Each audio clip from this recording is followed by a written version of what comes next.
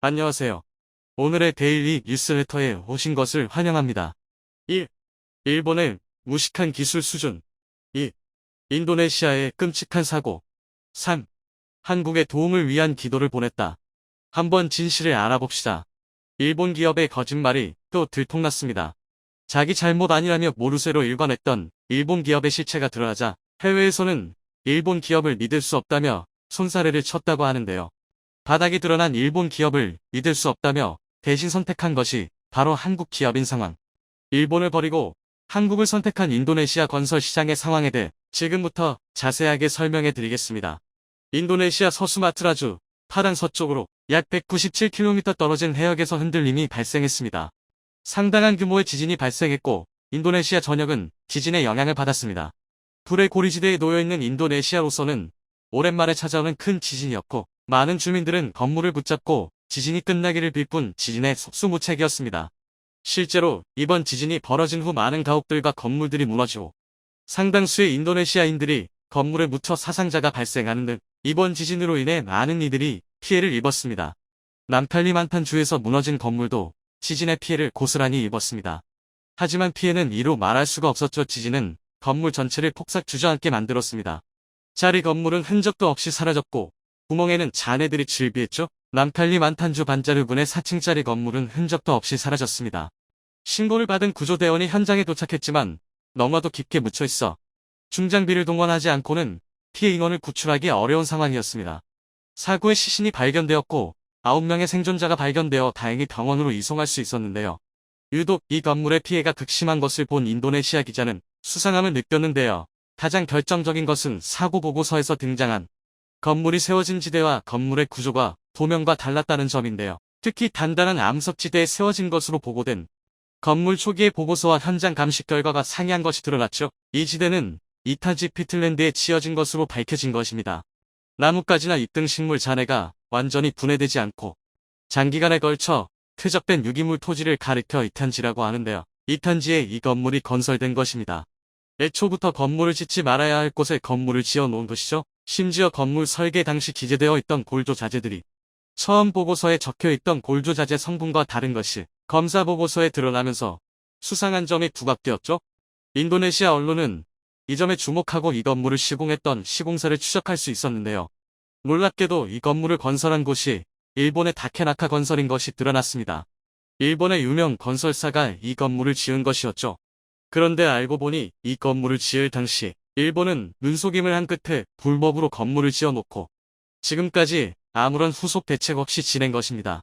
의도적으로 이탄지인 것을 알면서도 건물을 짓고 입단속을 한 것이죠. 다케나카 건설은 일본 5대 건설사 중 하나로 일본 전국시대 군웅이었던 오다 노부나가의 밑에서 토목 건축을 하던 타케나카 마사타카가 최초의 창시자로 몇백 년의 업력을 지닌 건설 회사입니다.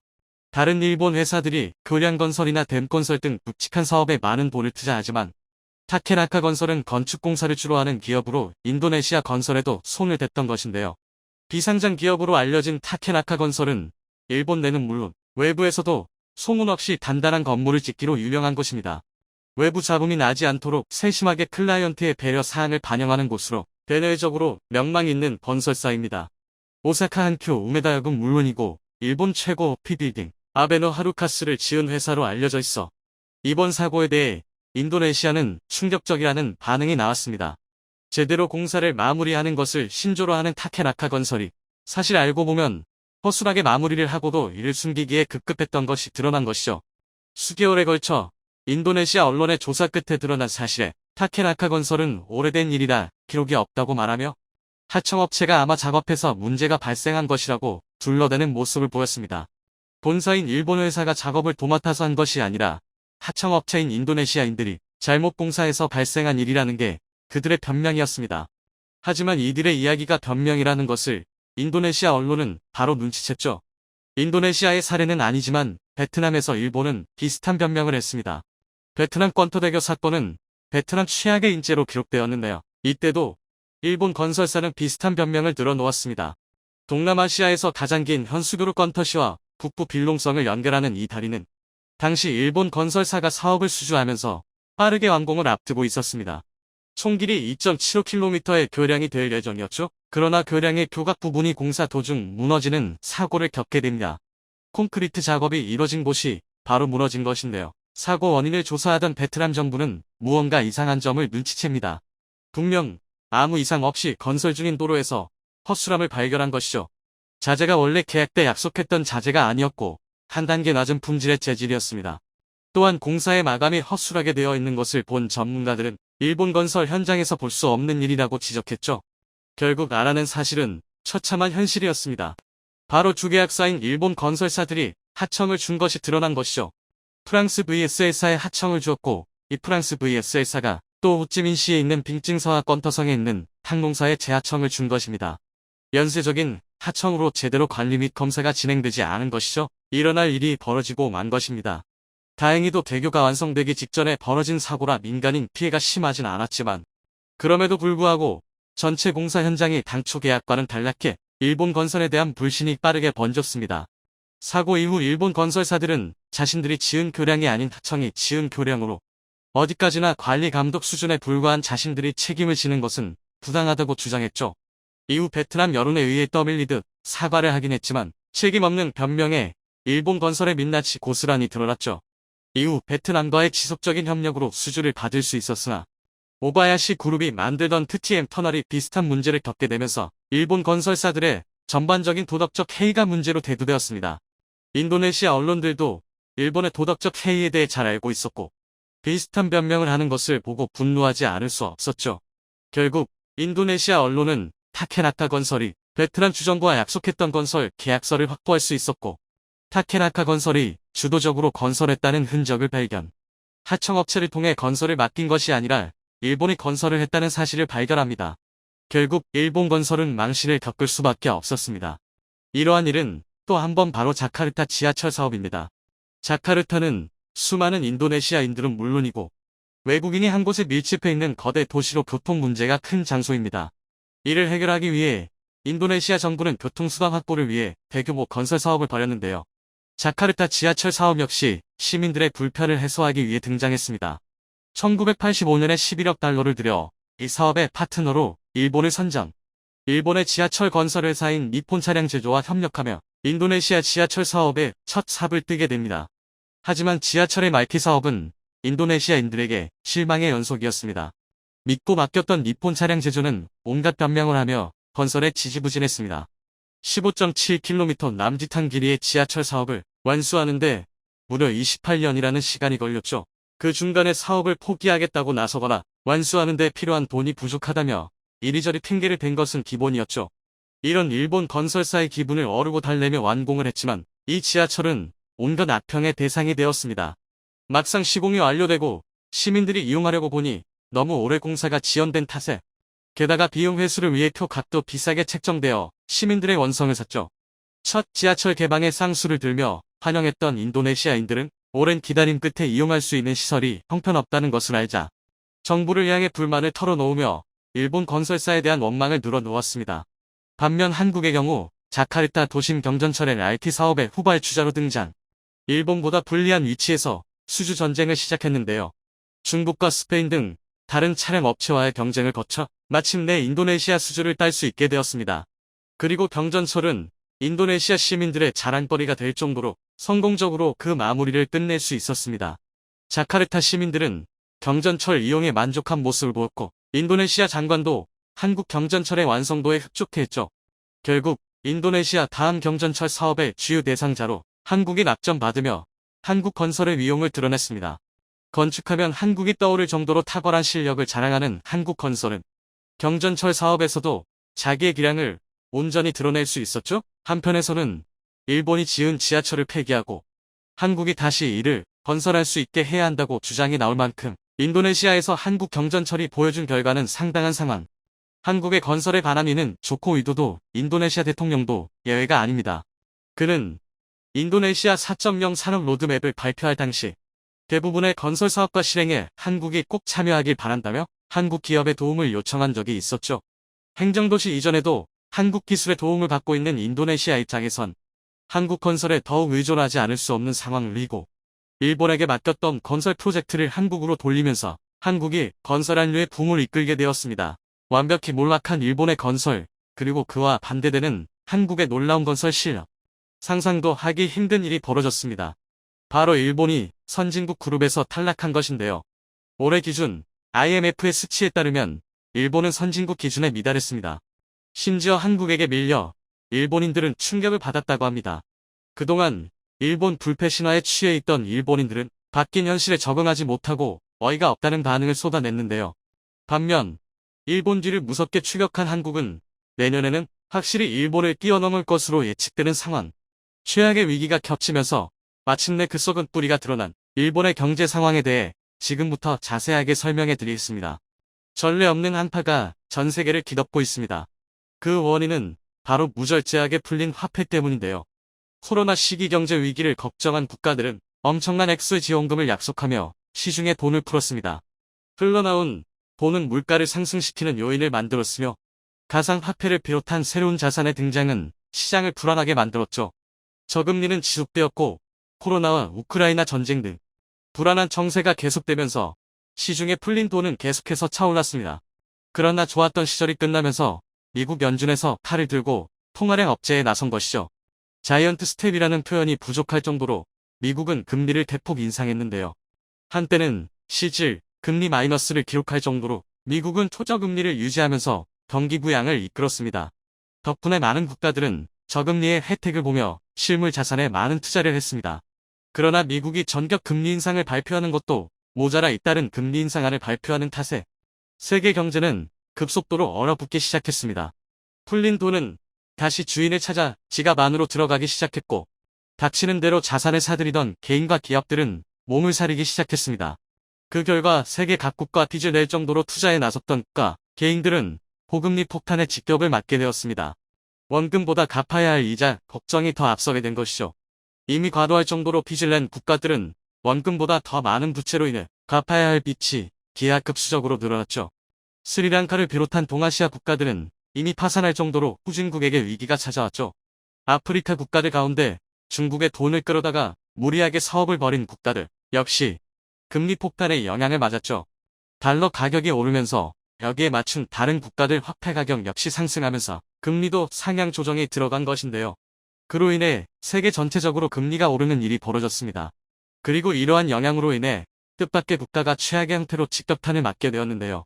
바로 일본이 그 주인공입니다. 과거 아베 전 총리부터 시행된 아베노믹스부터 일본은 의도적으로 금리를 떨어뜨려 엔저 현상을 일으켰습니다.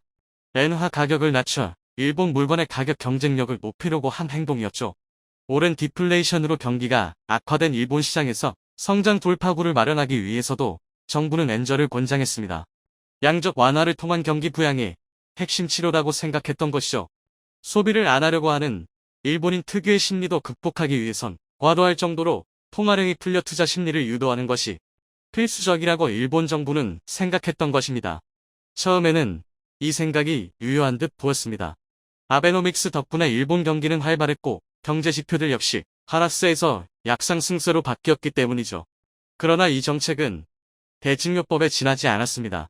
진정한 성장을 위해선 미래 먹거리에 투자를 하고 산업 육성을 위해 내부 구조 개선을 해야 했으나 아베노믹스 덕분에 풀린 경기로 이 시기를 일본 정부는 놓친 것이죠. 결국 미금리가 높아지면서 그동안 감춰졌던 일본 경제의 허약함이 만천하에 드러난 것입니다. 이미 이 사태를 예견했던 경제 전문가와 일본 관료들은 심각한 경고를 남기며 이를 비판했죠. 노구치 유키오 교수가 대표적인 인물입니다. 그는 저서와 언론 인터뷰를 통해 일본 경제는 쓰러지기 직전이며 다른 국가들이 이미 일본을 추월해 저만치 앞서가고 있다고 말했죠. 특히 그는 한국이 일본을 대신해 G7 자리에 오를 것이라 예언하면서 대만도 곧 있으면 일본을 추월할 것이라고 주장하며 일본인들의 반감을 샀습니다. 대부분의 일본인들은 이러한 주장은 현실성이 없다고 지적하며 그의 예견은 틀릴 것이라고 바라봤죠. 과거의 영광에 사로잡혀 현실을 제대로 보지 못한 것인데요. 그리고 안타깝게도 그가 예측한 일은 생각보다 더 빠르게 찾아왔습니다. 바로 IMF에서 일본이 선진국 그룹에서 탈락했다는 소식을 알린 것이죠. 오랜 기간 버블의 늪에서 벗어나지 못했어 내수 경기와 튼튼한 채권을 통해 선진국 가운데서도 높은 순위를 유지하던 일본이 결국 추락한 것이죠. 올해 2022년 IMF가 발표한 자료에 따르면 1인당 PPP 구매력 지표에서 일본이 최초로 $50,000 수준에 미치지 못한 것으로 드러났습니다. 선진국 기준으로 여겨지는 5만 달러 선은 항상 넘었던 일본이 마침내 그 선조차 붕괴하면서 추락한 것이죠. 5만 달러 지표에 속한 국가로는 미국과 캐나다, 서유럽에 속한 잘 사는 국가들, 사우디아라비아와 호주와 뉴질랜드, 그리고 대만과 한국이 포함되어 있습니다. 한국의 경우 5만 달러 선을 넘기며 당당히 선진국 그룹에 포함되어 있는데요. 그런데 이 지표에서 일본이 빠지게 된 것입니다.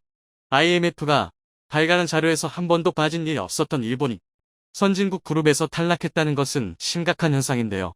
다른 지표에서도 일본의 추락은 눈에 띄게 드러났습니다. 세계경제 전망 월드 이코노믹 아웃룩에 따르면 한국의 1인당 GDP는 33,590달러를 기록했는데요. 일본은 34,360달러를 기록해 격차가 770달러로 줄어들었습니다. 원화 약세를 감안해 지난해 35,000달러에서 4% 줄어든 금액인데요. 엔화 가치는 이보다 더 빠르게 하락한 탓에 지난해 39,300달러에서 12.6%나 떨어진 34,360달러를 기록한 것입니다. IMF 통계 작성대로 최소 수준인 770달러로 좁혀지면서 1995년 31,640달러 수준의 격차를 보였던 1인당 GDP는 조만간 일본을 추월할 것으로 전망합니다. 큰 이변이 없다면 내년쯤 한국이 일본을 추월할 것으로 보이는데요. 강달러 현상을 보이며 무섭게 치솟고 있는 환율 역시 일본을 조이고 있는 위험 요인입니다. 현재 1달러 당 150엔이라는 수치에 임박한 환율은 올해 말인 12월에는 160엔까지 치솟을 것으로 보이는데요. 일본 미디어 겐다이 비즈니스는 경제평론가 스즈키 다카이로의 분석을 인용, 일본 경제가 최악의 경우 2023년 환율 180엔 시대를 기록할 수 있다고 전망했습니다. 경기가 나쁜 것도 모자란 물건 값도 오르는 스태그플레이션이 닥칠 것이라 본 것이죠. 파산하는 기업도 가파르게 치솟고 있습니다. 산케이신문은 데이코쿠 데이터뱅크 자료를 이용해 올해 4, 9월 사이 도산한 기업이 159곳으로 지난해 같은 기간 대비 2배나 많은 기업이 파산한 것으로 분석했죠. 일본 민간 경제 부분에서도 이러한 위험 신호는 커지고 있습니다. 100의 쇼 열풍이 불었던 일본에서는 이제 500의 쇼업이 생겨나고 있다고 하는데요.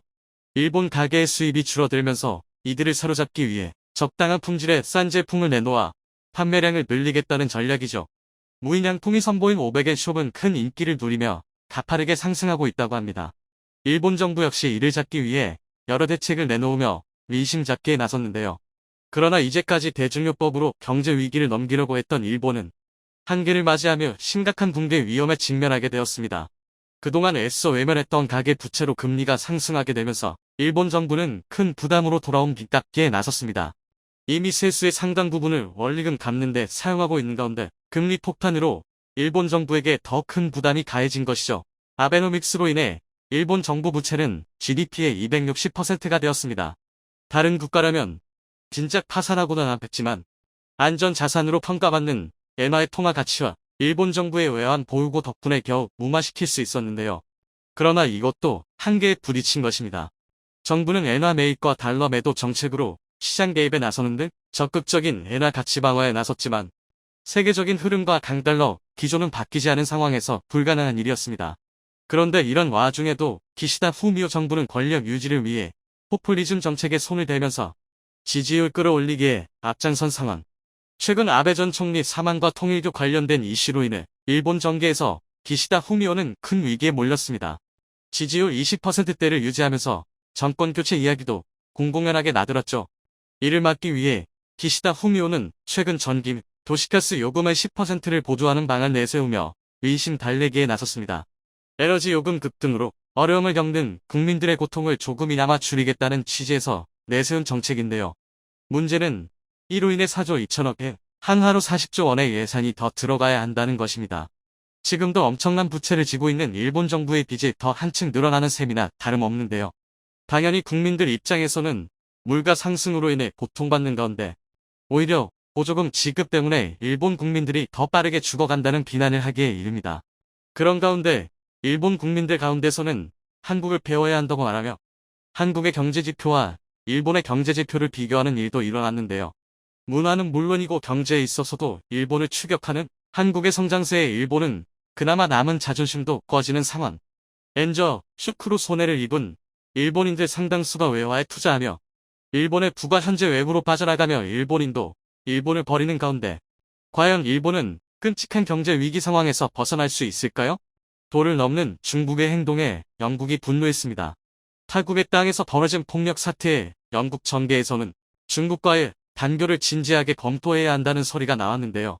영국 총리 역시 사태의 심각성을 인지하고 중국에게 제대로 된 보복이 필요하다는 입장입니다. 중국은 영국과 단교도 상관없다는 입장을 보여 잘못에 대해 사과하는 모습조차 보이지 않는 상황. 이런 가운데 영국은 한국에게 손을 내밀며 협조를 강화하고 있는데요. 하늘이 중국 공산당을 무너뜨릴 것이다.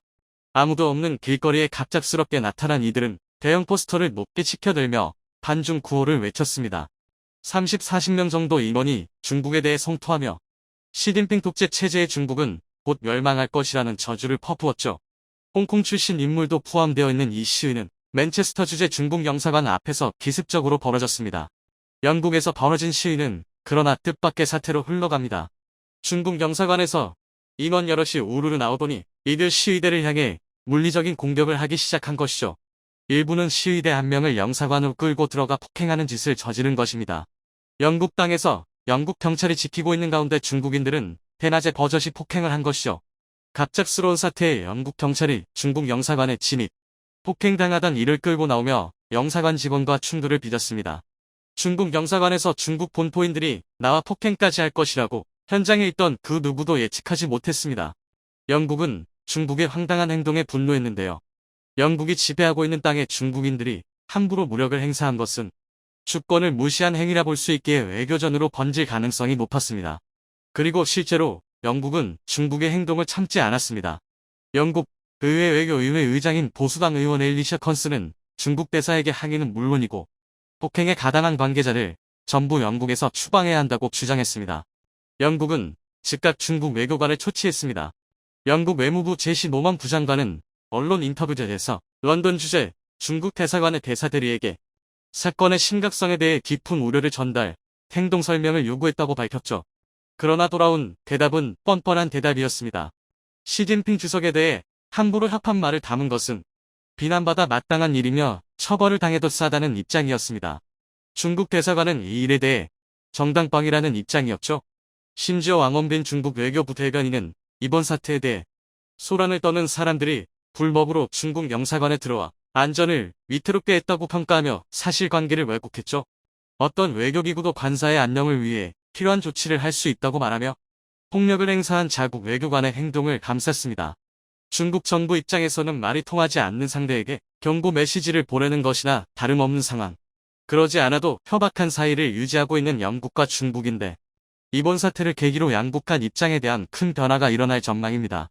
2019년 신장 위구르 자치구에서 벌어진 위구르인들에 대한 인권 탄압 문제가 벌어지면서 양국 사이에는 큰 갈등의 골이 생겨났었죠. 홍콩 문제까지 결부되면서 영국은 중국을 곱게 볼 수 없었습니다. 일국 양제의 원칙을 지킬 것을 주장했지만 중국은 이를 무시하는 한편 친중 인사로 홍콩 지역을 장악 중국의 뜻대로 홍콩을 지배하려는 야욕을 감추지 않았습니다. 당연히 영국 입장에서는 중국의 아나무인 태도에 불쾌감을 감추지 못했습니다. 반면 중국도 대놓고 영국의 동맹관계를 비난 오커스에 참가한 영국을 헐뜯었죠. 호주, 미국, 영국이 함께 맺은 군사 동맹 오커스는 중국을 견제하는 것을 목적으로 만든 기구입니다. 공식적으로 선언하지 않았지만 많은 이들은 이 기구의 설립 목적이 중국 견제에 있다는 것을 잘 알고 있었죠. 중국도 이 점을 잘 알았기에 영국에게 큰 소리를 치며 자국에게 대항하면 영국도 큰일을 당할 것이라는 주장을 펼치며 영국에게 무역으로 압박을 주는 자세를 취했습니다. 상호 간 적대적 태도가 점점 가속화되는 가운데 이번 중국 대사관의 월권 행위까지 더해지면서 결국 영국 내에선 중국과의 관계 재조정 수준이 아닌 단교까지 해야 한다는 주장이 등장한 것입니다. 텔레그래프지는 최근 영국 외교부에서 중국과의 단교도 고려할 대상이라고 말하며 새로운 악의 축으로 급부상한 중국을 철저하게 규탄해야 한다는 입장으로 선회했다는 보도를 내놓았습니다. 현재 정권을 잡고 있는 영국 보수당은 전통적으로 중국에 대해 매파 기조를 가진 정당입니다. 현재 자리에서 물러났지만 리즈 트러스 영국 전 총리는 중국 비난으로 대표적인 매파 정치인이었죠. 그런 그녀는 물러나기 직전까지도 중국을 세계적 경쟁국에서 위협으로 바꾸는 것을 고민했습니다. 갈수록 심해지는 중국의 행동에 영국이 적극적으로 대처에 나서야 한다는 여론을 반영한 것이었죠. 그러나 이 정도 수위로 끝나는 것이 아니라 단교까지 가야 한다는 주장이 영국 보수당 중진들 사이에서 나오며 영국 정계는 현재 중국에 대해 협박한 반응을 쏟아내고 있습니다. 영국 보수당 역시 리즈 트러스 전 총리와 비슷한 생각을 품고 있기에 그녀가 물러나도 중국에 대한 단교 결정에는 차질이 없는 상황. 사실 이번 사태 이전에도 영국을 향한 중국의 방해 공작은 끈질겼습니다. 가장 대표적인 예가 중국의 스파이 행위죠. 다수의 중국 스파이가 미친 여파 때문에 영국 정계에선 중국 제재에 대한 의견은 초당적이라고 합니다. 실제로 재작년 영국에선 보수당 의원을 대상으로 중국 스파이 요원이 침투, 고급 정보를 훔쳐가는 일이 지속적으로 발생했다는 보고가 이어졌죠. 영국 국내정보국의 마이오 수장이 중국의 스파이 위험성을 경고, 영국 전역이 중국 스파이들에 의해 노출되었다고 주장하며 이를 막는 것은 쉬운 일이 아니라고 주장할 정도였죠. 공개석상에서 스파이 행위를 조심하라고 경고를 남길 정도면 물밑에서 벌어지는 중국의 스파이 행위 수준이 얼마나 심각한지 알 수 있는데요. 작년에는 언론인으로 위장한 중국 국가안전부의 메스에스 요원이 영국으로 위장 취업을 한 후 정보를 빼내려고 한 정황이 포착. MIO 요원이 이들의 정체를 파악하고 전부 추방한 일도 있었죠. 중국 공자 학원의 스파이 행위도 도를 넘었다는 주장이 있습니다. 영국 런던에 위치한 헨리 잭슨 소사이어티는 공자 학원만큼 영국 사회에 깊숙이 녹아있는 조직은 없다고 경고하며 공산당의 영향에서 영국이 벗어나야 한다고 주장했습니다. 원래 공자 학원은 중국 정부가 출자해 세계 160여 개 국가와 지역에 총 500여 곳에서 활발히 활동하는 중국어 교육기관입니다. 그러나 중국은 교육기관인 공자 학원을 스파이 양성소 혹은 스파이 침투 기관으로 바꾸고 이를 몰래 후원해왔습니다. 주요 정치인의 비밀 정보를 캐내는 것은 물론이고 영국 중국 간 과학기술 연구 협력의 중개 기업 컨설팅 서비스 생각지도 않은 영역에서 공자 학원의 영향이 깊숙하게 미치고 있다고 말하며 이를 철저하게 뿌리 뽑아야 한다는 주장을 펼쳤죠. 영국은 문제의 심각성을 파악, 중국의 영향력을 완전히 뿌리 뽑기 위해 단체를 완전히 폐쇄하거나 없애는 방식을 사용, 규칙을 위반하는 행위를 애초부터 근절하겠다는 접근으로 중국을 향해 압박을 가하고 있습니다. 정치 분야만이 아니라 경제 분야에서도 이러한 움직임은 이어지고 있는데요. 최근 영국 기업들은 중국 투자를 취소하는 모습을 보였죠. 토니 댄커 영국 산업연맹 CBI는 파이낸셜 타임스 인터뷰를 통해 모든 영국 회사들이 공급망을 제고하고 있다고 밝혔습니다. 중국과 디커플링을 영국이 추진하고 있는 것이며 중국 시장을 최대 기회라고 생각한 영국 기업들 사이에서 변화하는 중국 시장을 보면서 투자한 물자를 회수하거나 현지 인력 해고 및 공장 정리를 결정하는 움직임을 보인 것이죠. 정부 차원에서도 중국의 침투를 막으려는 움직임을 보였습니다. 가장 대표적인 예시가 영국 웨일스에 있는 반도체 칩 제조 공장인 뉴포트 웨이퍼펜 매입 불허 결정인데요. 중국 자본이 지배하고 있는 넥스페리아 회사에 대해 영국 정부는 매입 불허 결정을 내리며 자국 산업 보호라는 명분을 내세웠습니다. 전략 물자로 간주되는 반도체 산업 기술이 해외로 유출될 위협이 있다고 말하며 중국의 간섭을 원천 차단한 것이죠. 반면 중국과 헤어질 결심을 굳힌 영국은 한국과의 협력에 큰 의지를 드러내며 손을 내미는 모습이었는데요. 지난 6월에 이뤄진 양자 프레임워크 합의는 의미 있는 합의였습니다.